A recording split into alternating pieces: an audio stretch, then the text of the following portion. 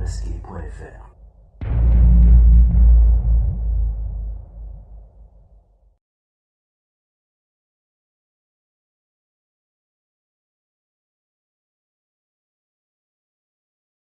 Voilà, je suis bien content de vous présenter Danielle Thierry, qui nous fait vraiment le grand plaisir d'être pour la première fois au Goéland Masqué. Femme d'exception par sa carrière, femme étonnante qui reprend le monde à rebrousse-poil, parce que alors qu'elle fait mai 68, elle passe au concours de la police au mois de juin, ce qui prouve qu'elle a tout compris à mai 68.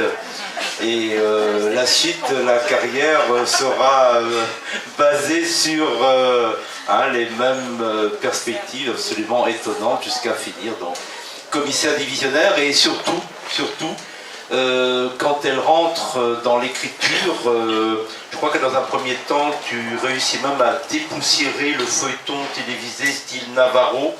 Tu réussis à dépoussiérer Navarro, ce qui effectivement est une performance assez remarquable. Et à partir de là, dans l'écriture, des prix remarquables, notamment donc l'un des plus beaux, prestigieux, c'est le prix du Quai des Orfèvres. Et donc je laisse Ida présenter la suite. J'ai compté, Daniel, 17 romans adultes. J'ai compté deux romans documentaires, on va dire. Dont on va parler avec donc Christophe. Il y en a trois. Bon, alors, très bien. Donc celui-là qui s'appelle Le Souffleur dans l'ombre des négociateurs du RAID. Il y en a un qui a été fait sur la police versaillaise, la police judiciaire de Versailles. Et le troisième... la Berry, d'accord. D'accord. 3 romans jeunesse, je ne me trompe pas. Dont celui-ci, le dernier, Énigme au grand stade, qui est paru chez Syros. Donc voilà, une jolie... Qui devait s'appeler Panique au grand stade. Ouais, c'était pas... Oui, ça allait pas trop bien. À l'époque, non, voilà. Alors... vous connaissez donc tous le commissaire, tous ou toutes, ou peut-être pas, mais on va la présenter, on va redire quelques mots parce qu'on n'a qu'une demi-heure, donc il va falloir faire très vite, reparler du commissaire Edwige Marion. Je parlais tout à l'heure de double littéraire, comme vous l'avez entendu, avec Elena Piacentini et son commissaire Pierre-Arsène Léoni, mais il y a également pour moi, en tous les cas, un double littéraire en ce qui concerne Danielle Thierry et la commissaire Edwige Marion, à qui il arrive tout un tas d'aventures dans différents livres. Le premier, c'était Crime de scène, enfin le premier, pas le premier, mais enfin disons, on raccourcit parce que sinon, voilà, on va dire crime de scène, on va dire échange, on va dire dérapage, et puis il y aura le dernier qui va sortir et qui s'appellera Tabou. Donc, le commissaire Marion, qui est quand même un commissaire top niveau, comme Daniel était commissaire divisionnaire top niveau, puisque c'était la première commissaire divisionnaire en France, qui a reçu une balle dans la tête dans Crime de scène. Oui, la commissaire Edwige Marion, hein, voilà. Et donc à qui il est arrivé tout un tas d'aventures sur plusieurs ouvrages, et on va la démarrer, on va rappeler un petit peu son histoire à partir de ce Crime de scène. Allez. Oui. Edwige Marion, elle existe depuis 20 ans, un peu plus de 20 ans. Voilà. Elle a commencé comme jeune commissaire à Lyon, et pour donc faire la parallèle avec ce que disait Lida tout à l'heure, le double en littérature, bon ben moi voilà, c'est une femme qui a suivi exactement le parcours que j'ai eu dans la police française. J'ai commencé à Lyon dans des brigades spécialisées, brigade des mineurs, des stupes, proxénétisme, une brigade criminelle. Et donc Marion, elle commence là, à ce moment-là. Bon, après je viens à Paris, elle me suit. Hein, alors vous allez me dire, bah oui, évidemment c'est plus facile. Elena, elle a pris un personnage d'homme. Moi, je me suis tâtée à un moment donné pour me distancier un peu, puis je me suis dit, après tout ce que je vais pouvoir faire dire à cette femme, que je ne peux pas écrire, voilà, comme ça, de façon claire et nette. Hein. Si je dis par exemple qu'elle a un mec par bouquin, ça ne va pas plaire à mon mari. Il n'est pas là. Donc, qu'elle change d'homme, bon, voilà, qu'elle vit sa vie un peu comme ça, pas comme ça vient, mais quand même, elle suit un peu ses impulsions, elle suit ses élans, et c'est mon cas. Voilà, moi, je suis passée de mai 68 à la police, comprenne qui pourra, mais j'ai pas le temps de vous l'expliquer là, mais si j'avais le temps, je pense que vous comprendriez pourquoi. Voilà, et donc après tout ça, Edwige Marion arrive à Paris, elle s'occupe d'une brigade ferroviaire, ce qui était mon cas. Elle s'occupe aussi, donc à un moment donné, elle prend cette balle dans la tête. Et je vais vous dire pourquoi elle prend cette balle dans la tête. Parce qu'à ce moment-là, j'en avais marre d'elle. Et je voulais m'en défaire, je voulais la tuer, quoi. Voilà, disons-le clairement. Parce qu'un personnage récurrent, tu ne me poses pas la question, Ida. Oui, bien sûr, c'est un personnage récurrent, mais justement, pourquoi tu en avais marre? Parce que c'est très lourd, un personnage récurrent. Enfin, ça plaît beaucoup au public, ça plaît beaucoup aux gens. D'ailleurs, une anecdote en passant, je suis traduite en Allemagne, et quand les Allemands ont su qu'ils n'avaient pas encore eu le manuscrit entre les mains, mais ils ont posé des questions à l'éditeur, et quand ils ont su qu'Edwige Marion allait disparaître, ils ont dit on rompt notre contrat avec vous. Si vous la faites disparaître, nous rompons nos engagements. Voilà. C'est un peu comme Conan Doyle et Sherlock Holmes. Et beaucoup d'autres. Moi, j'ai beaucoup aimé le livre d'abord de Stephen King, Misery, et le film qui en a été tiré, avec cette femme, cet auteur qui fait disparaître son héroïne et la bonne femme qui ne supporte pas. Donc c'était un peu ça. Elle est pathologique quand même. Hein. Oui, elle est pathos, mais les gens qui sont venus manifester sous les fenêtres de Conan Doyle quand il a tué Sherlock Holmes, et il a dû le ressusciter au prix d'un truc tiré par les cheveux. Donc moi, ça s'est quand même passé avant que le livre ne parte à la compo. Et l'éditeur, qui était François Aguerif, m'a dit « Tu es sûr que tu veux la faire mourir? Parce que là, ça va pas bien se passer, quoi. Les gens sont pas contents. » Alors, justement, elle n'est pas morte. Non. Mais alors, par contre, elle est quand même... elle a quand même quelques séquelles. Hein, parce que, bon, une balle dans la tête, quand elle se réveille, parce qu'elle se réveille, bon... il lui reste quand même, on va dire, elle a une drôle de façon de se comporter. Oui, c'est le moins qu'on puisse dire, oui. D'ailleurs, voilà, ça s'appelle échange, donc je vous laisse à penser un peu là où vont se loger ces séquelles. Mais bon, entre-temps... On ne sait pas si c'est des rêves ou pas des ou si elle le vit bien quand même, ces échanges. C'est un peu bizarre. C'est un peu étrange, voilà. Alors il faut laisser le lecteur... un peu se faire une opinion tout seul, parce qu'elle pense qu'elle les vit, il y en a d'autres autour qui lui disent non mais ça c'est pas possible, quoi. Tu peux pas mettre là. Entre les deux, quand même, je signale qu'il y a le jour de gloire, qui n'est pas ici malheureusement, et, parce que dans le jour de gloire, elle n'est pas là non plus, quoi. Elle est dans les tunnels, dans le jour de gloire. Elle se bagarre. Et elle lutte pour sa vie. Voilà, elle lutte pour sa vie, et c'est un petit peu d'ailleurs un petit peu compliqué à faire croire ce genre de choses, parce que j'ai vu des médecins quand même qui m'ont expliqué que si, on pouvait très bien avec selon le cheminement, et puis que de toute façon en médecine, en chirurgie, tout est possible, on peut à peu près tout dire sans risquer de se tromper. Mais bon, pour autant, j'ai eu des nouvelles hier d'un commissaire qui a été blessé au Bataclan, là, qui est en fauteuil maintenant, paraplégique. Et bon, il est paraplégique à vie, mais il est sorti de l'hôpital ces jours-ci quand même. Donc oui, ça fait quand même 6 mois. Alors que moi, elle repart tout de suite au charbon, quoi. Et ça, c'est le principe de la littérature, de la liberté qu'on a, de faire un petit peu ce qu'on veut, avec ce qu'on a sous la main, surtout ce qu'on a envie de faire. Parce que moi, je ne veux pas qu'on me contraigne, je ne veux pas qu'on m'impose des trucs en me disant non, mais là, c'est pas possible. Si, c'est possible. Mais du coup, ça en fait un personnage un petit peu nouveau. Parce qu'elle repart au charbon, mais on lui donne un boulot, c'est pas un boulot un peu ce qu'on donne pas aux autres, quoi, parce qu'on sait pas trop la caser quand même. C'est-à-dire qu'elle veut absolument retravailler, elle enquiquine tout le monde, parce que justement elle a ses séquelles, elle a ces espèces de fantasmes, on ne sait pas trop où ça voilà, très sexuel, on ne sait pas trop où ça va l'amener. Du coup, elle a des sorties un peu crues avec les gens, auxquels ils ne sont pas habitués, bien sûr. Et ça déstabilise un peu tout le monde. Vous savez, la police, pourquoi elle me dit, c'est un monde où il y a des règles, voilà, les choses peuvent se faire, mais à condition quand même d'y mettre les formes, et elle ne les met pas du tout. Donc c'est un peu compliqué. Voilà. Alors elle est placardisée en quelque sorte, hein. Elle se retrouve dans l'échange, elle se retrouve à gérer des affaires un peu... Vous savez, ces montagnes de papier là, qu'on entasse sur des affaires non résolues. Ce que les policiers d'ailleurs appellent, ce que nous appelons dans notre jargon, les clous dans le cœur, parce que c'est souvent des dossiers qu'on n'a pas... cold case, c'est ça? C'est des cold cases, mais cold case c'est un nom anglais et qui ne dit pas vraiment ce qu'il en est, quoi. Pour nous, ce sont des affaires non élucidées. Ah oui. Et une affaire non élucidée, bah, c'est comme un clou dans le cœur. Chaque fois que vous y pensez ou qu'il y a un petit élément qui vient vous le rappeler, bah, ça vous fait mal. C'est un homme, le héros de... Ouais. Alors, on en a discuté. Il n'y a pas Edwige Marion dans ce Oui, livre-là. voilà. Mais on en a discuté une fois, Ouais. tu m'as expliqué, alors je voudrais que tu y reviennes, enfin que tu expliques en tous les cas au public. Le héros que tu as choisi, c'est quelqu'un que tu as rencontré et qui t'a servi pas de modèle, mais... C'est quelqu'un que j'aurais dû rencontrer, en réalité, mais je ne l'ai pas rencontré parce que quand j'ai voulu le rencontrer, justement, il était décédé.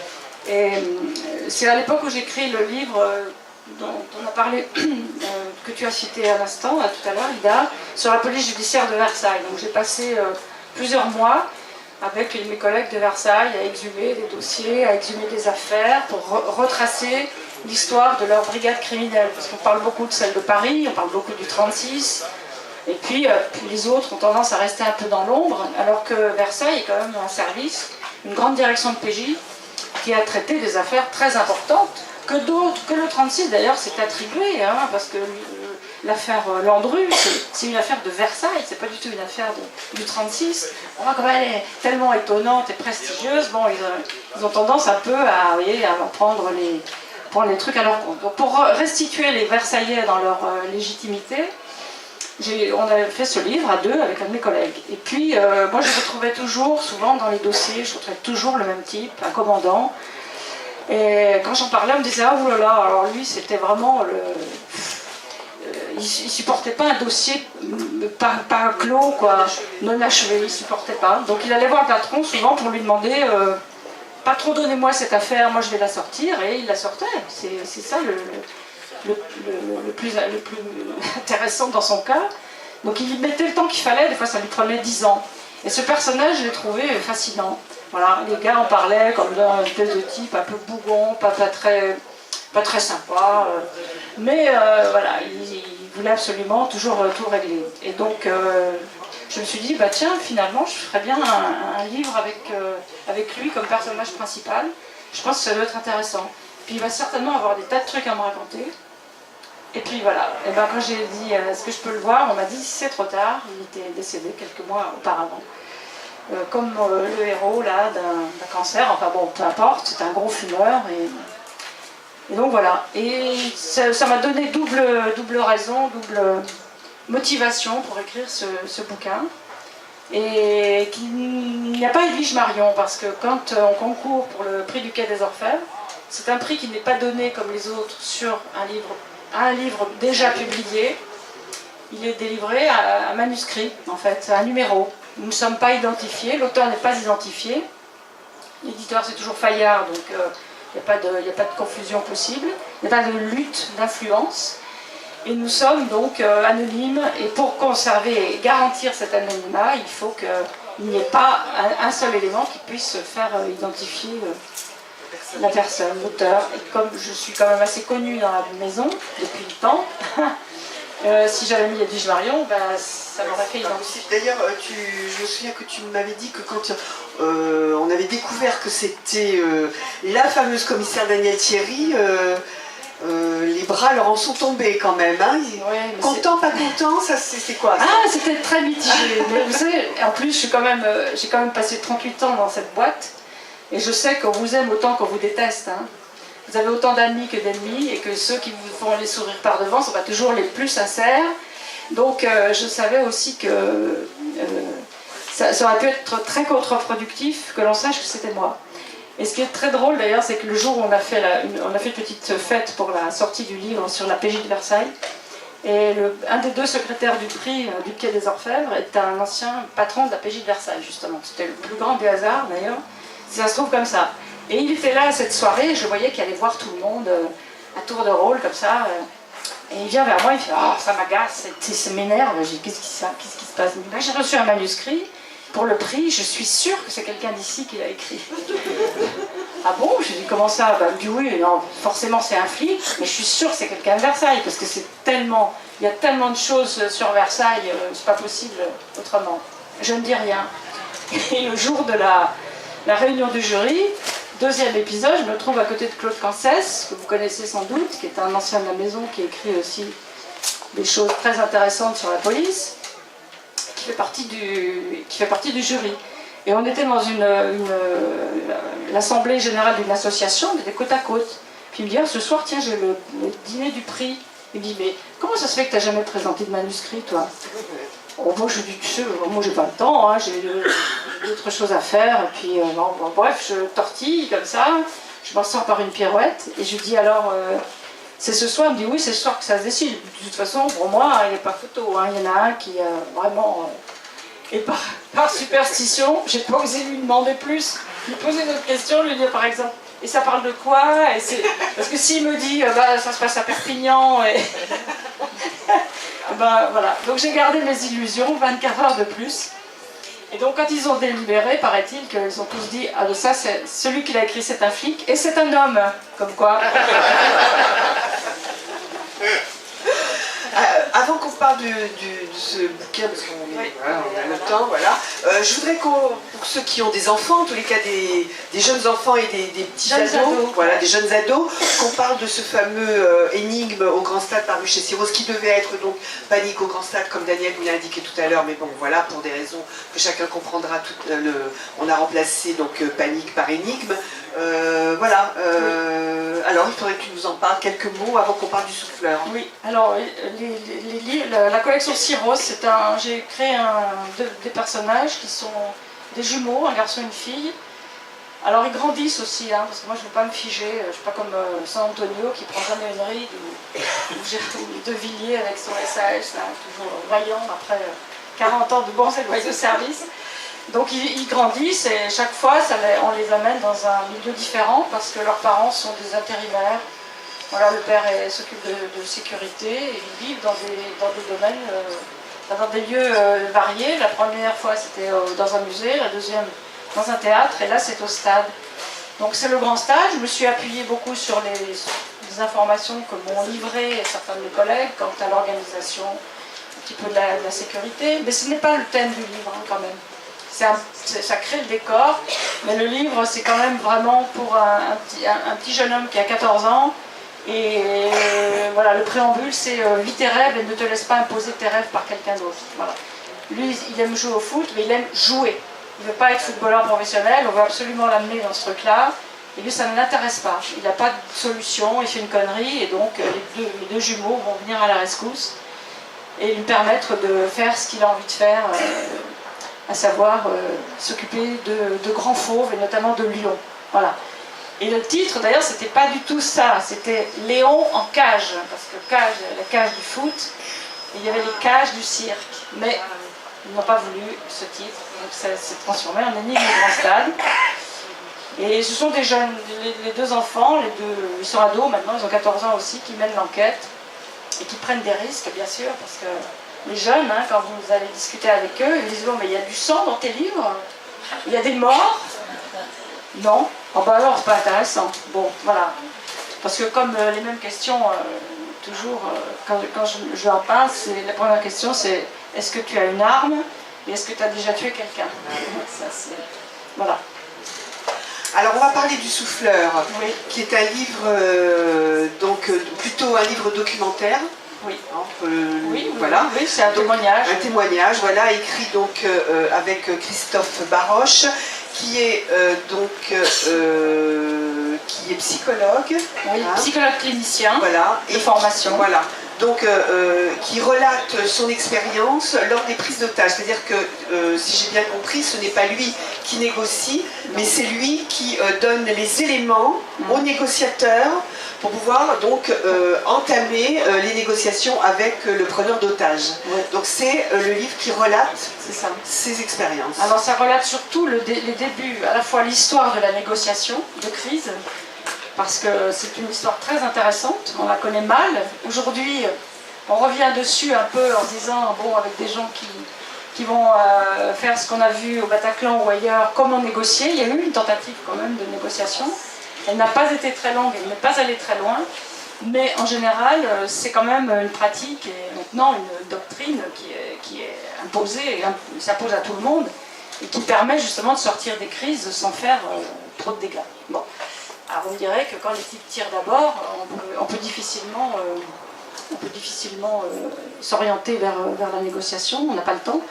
Mais néanmoins, ça reste quand même intéressant. Et lui, son travail à Christophe, qui est psychologue, donc il a apporté un regard sur cette négociation déjà, et il est un peu le backup des négociateurs. C'est-à-dire qu'il établit un profil, il est psychologue quand même, psychocriminologue aujourd'hui, il fait de l'analyse criminelle, et il établit un profil du preneur d'otage, du forcené, en quelle que soit l'appellation qu'on lui donne. Et ça permet aux autres d'avoir des pistes pour s'engouffrer dans quelques brèches que lui va permettre d'ouvrir. Voilà.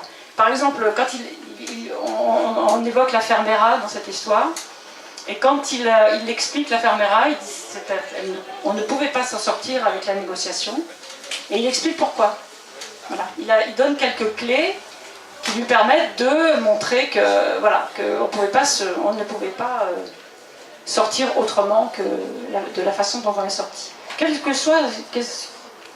Quoi qu'il se soit passé avant, hein, on peut avoir déjà eu des morts, on peut déjà avoir eu des gens qui ont tiré, mais voilà. Alors moi la question que je me pose c'est comment il peut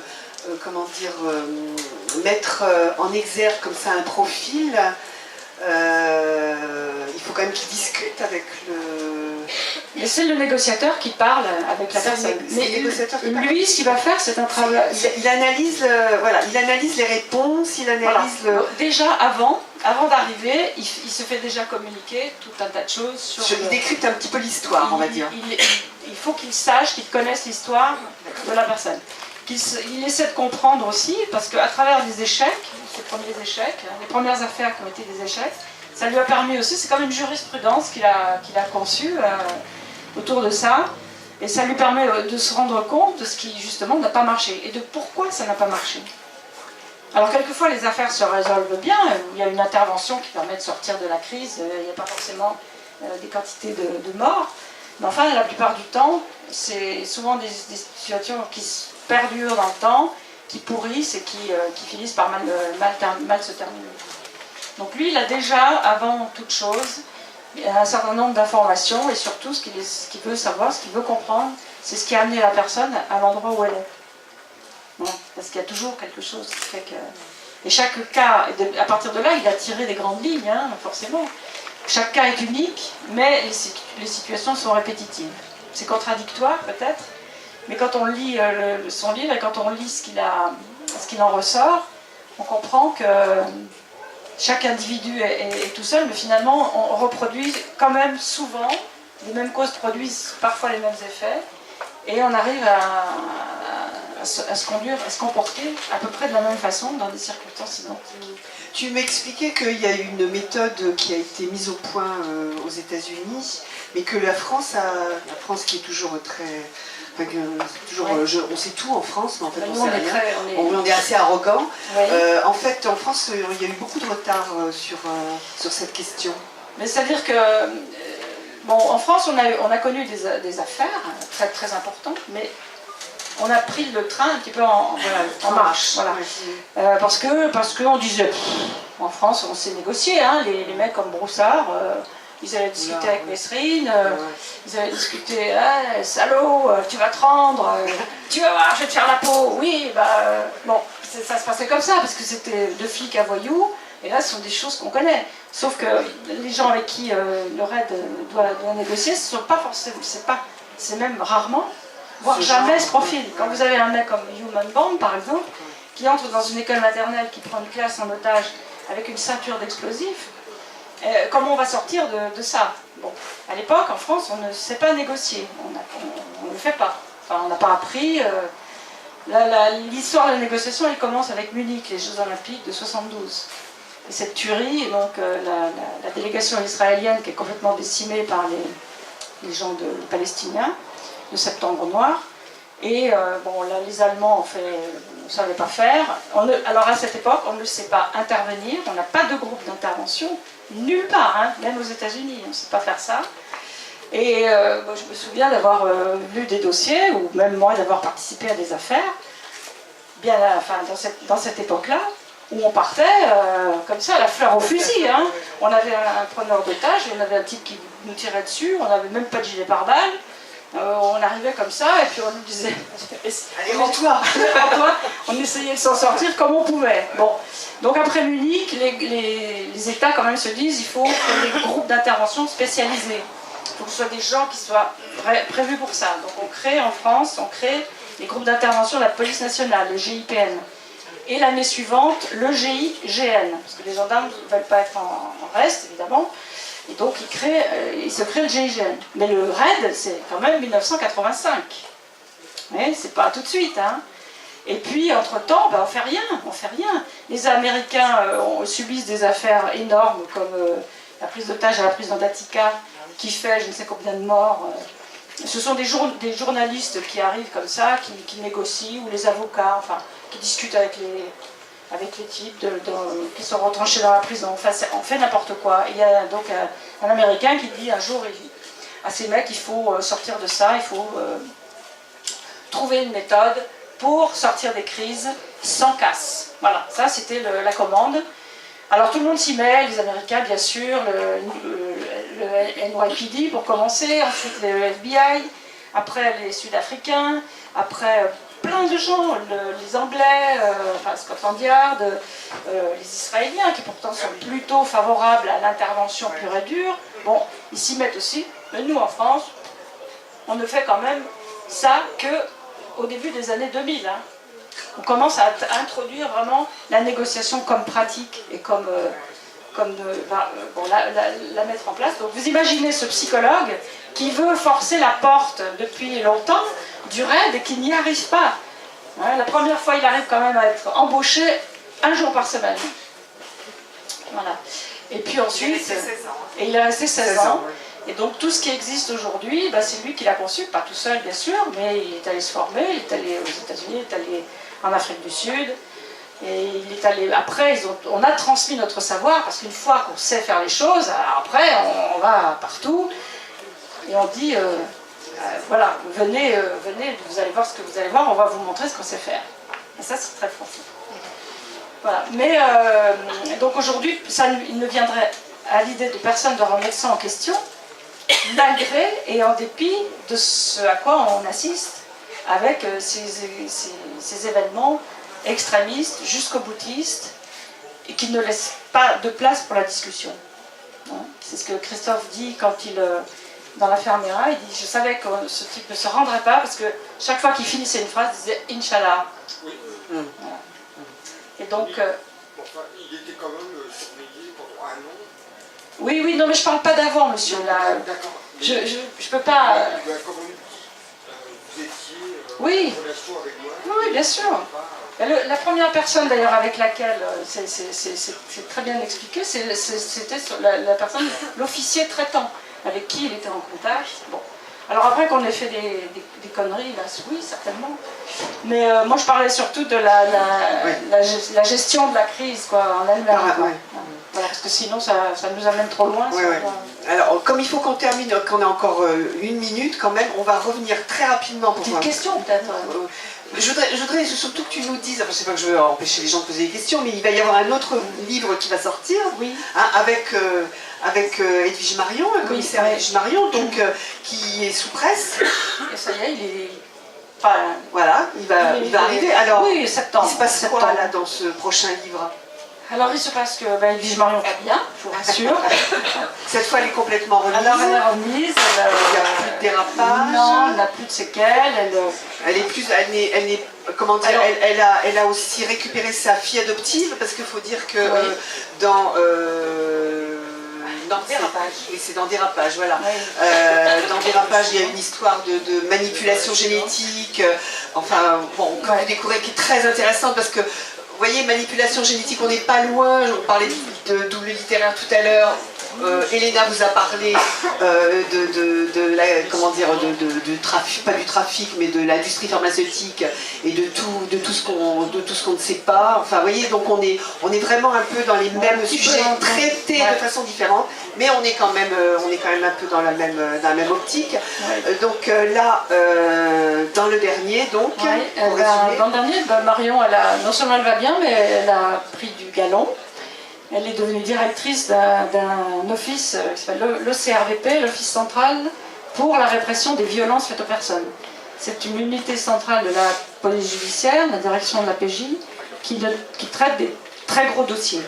Donc dans les disparitions, affaires criminelles, homicides, mais les dossiers lourds qui mettent en cause plusieurs services, où on peut trouver d'ailleurs des séries aussi, des tueurs en série, des gens qui... des dossiers qu'il faut recouper en tout cas. C'est l'office qui a l'application Salvac, qui est un logiciel de traitement justement de rapprochement des affaires. C'est le seul qu'il a en France. Et c'est aussi sa particularité, c'est que cet office a 3 psychocriminologues ou analystes en affaires criminelles, puisque on dit psychocriminologue par facilité. En fait, ils font de l'analyse criminelle, donc ils sont sur les dossiers depuis le début. Ils vont sur les scènes de crime, ils assistent aux autopsies, et ils sont sur tous les actes d'enquête, ils accompagnent les enquêtes avec le regard de psychologue, bien évidemment. Donc Marion dirige ce service, et bien sûr, ça l'oblige à travailler, à mettre en avant ces psychocriminologues, dont une jeune femme qu'elle vient d'embaucher, et qui, elle, s'est fait une spécialité des violences par les femmes. Je ne dis pas des violences faites aux femmes, mais des violences des femmes, et des femmes criminelles. Parce que, croyez-moi, il y en a. Et bien là, il y a des choses à dire. Voilà. Donc ça nous amène, Marion était encore là, mais elle est directrice, donc elle ne conduit pas l'enquête elle-même. Bien sûr, elle a ses hommes autour. Et elle fait ce que font les directeurs. Elle va souvent à des réunions au ministère, alors qu'elle aimerait bien être sur le terrain. Et donc le tabou, c'est justement, si vous voulez, cette violence des femmes, c'est un peu la face cachée des statistiques. On n'ose pas trop en parler. Quand on parle de maltraitance, on évoque dans 80% des cas une maltraitance aux enfants, de quelque nature que ce soit, 80%. Ce sont des hommes qui les commettent, mais les 20% qui restent, chercher une fois la mère, c'est très rare. Voilà. Et même les spécialistes, même les psychiatres, alors aujourd'hui un petit peu moins peut-être, on commence un peu à en parler davantage, mais c'est vraiment quelque chose qui est encore tabou et dont on parle assez peu. Voilà, alors donc vous allez pouvoir retrouver Daniel Thierry et Edwige Marion. Voilà. Donc à la table de signature avec l'ensemble de son œuvre. André.